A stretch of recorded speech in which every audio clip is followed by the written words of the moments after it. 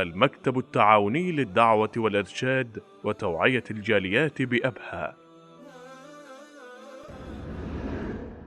السلام عليكم ورحمة الله وبركاته.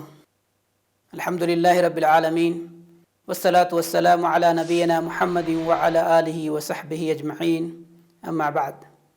محترم سامعین، آج کی اس درس میں میری گفتگو کا موضوع ہے اسلام امن کا پیغام۔ امن و امان ایک انسانی ضرورت ہے۔ قرآن مجید میں نعمت امن کو اللہ تعالی نے بطور احسان بھی جتلایا ہے۔ فرمایا اولم یروا انا جعلنا حرما آمنا ویتخطف الناس من حولہم، کیا یہ نہیں دیکھتے کہ ہم نے حرم کو باامن بنا دیا ہے، حالانکہ ان کے ارد گرد سے لوگ اچک لیے جاتے ہیں۔ اس لیے امن و امان ایک بہت بڑی نعمت ہے، اور اس کا زوال کسی بھی قوم کے لیے ایک بہت بڑی سزا۔ امن ہی ہے جس کی وجہ سے لوگ اپنی جان، مال، عزت اور اہل خانہ کے بارے میں پر اطمینان رہتے ہیں۔ یہی وجہ ہے کہ تعمیر و ترقی کے لیے امن بنیادی حیثیت رکھتا ہے۔ اسی میں ذہنی سکون اور حالات کی درستگی پنہا ہے۔ اسلام نے سارے عالم کو امن و سلامتی کا سبق دیا ہے۔ اسلام سے قبل ساری دنیا اندھیری و تاریکی میں ڈوبی ہوئی تھی، ہر طرف ظلم و زیادتی کا سما تھا۔ اس سے قبل دنیا امن و امان کا نام تک نہیں جانتی تھی، لیکن جب اسلام آیا تو اس نے ساری دنیا کو منور کر دیا۔ اس نے دنیا کو امن و سکون اور محبت و پیار سکھایا۔ اسلام نے دنیا کو انسانیت کا حقیقی پیغام دیا۔ اس نے اپنی آمد سے اپنے تمام اصول و ضوابط ساری دنیا میں پھیلا دیا۔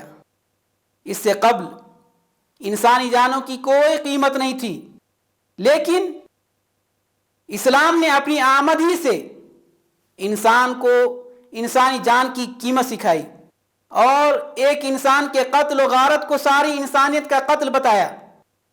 انسانی جان کا ایسا وسیع تصور اس سے قبل کسی مذہب نے کبھی پیش نہیں کیا تھا۔ اسلام کے آنے کے بعد ہی دنیا نے حق و باطل کے درمیان فرق کو پہچانا۔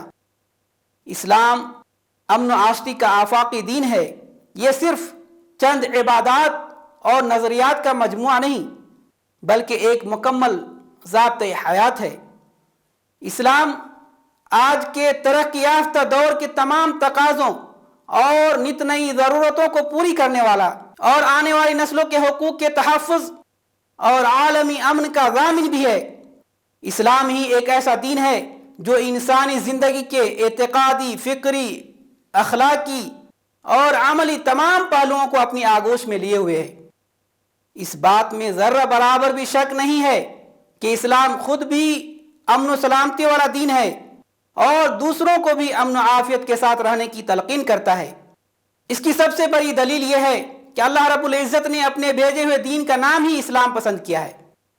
اسلام کے معنی ہی سلامتی اور امن و امان کے آتے ہیں۔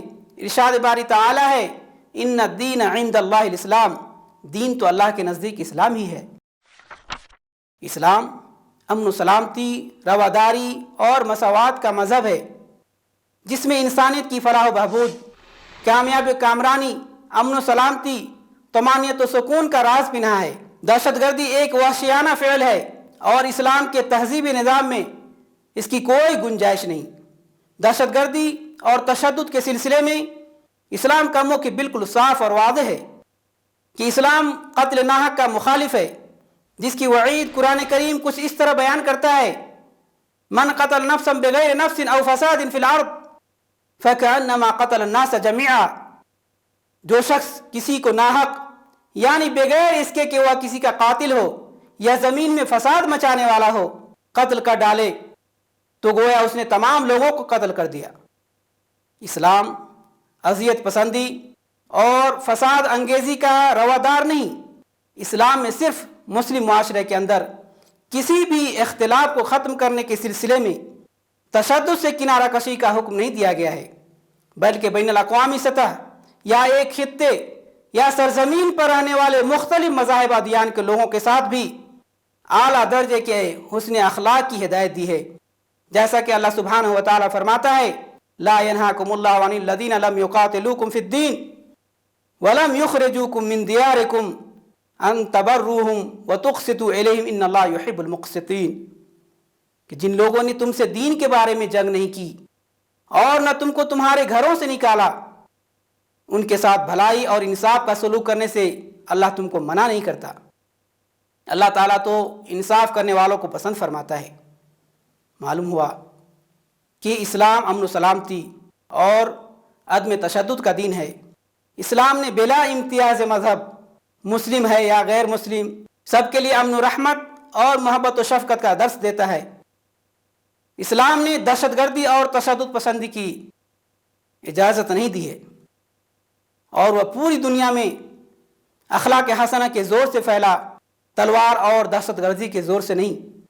لہذا جو لوگ اسلام کے خلاف طرح طرح کے پروپیگنڈے کرتے ہیں، اس کے تقدس کو پامال کرتے ہیں، ہر طریقے سے اس کو بدنام کرنے کی کوشش کرتے ہیں اور اس سے ہر دہشت گردانہ کارروائیوں کو جوڑنے کی کوشش کرتے ہیں، انہی لوگوں کا اسلام سے کوئی تعلق نہیں اور اسلام ان سے بری ہے۔ اللہ رب العالمین ہم سب کو اسلام کو صحیح طریقے سے سمجھنے کی توفیق عطا فرمائیں، آمین۔ وصلی اللہ علی نبینا محمد وعلی آلہ وصحبہ اجمعین۔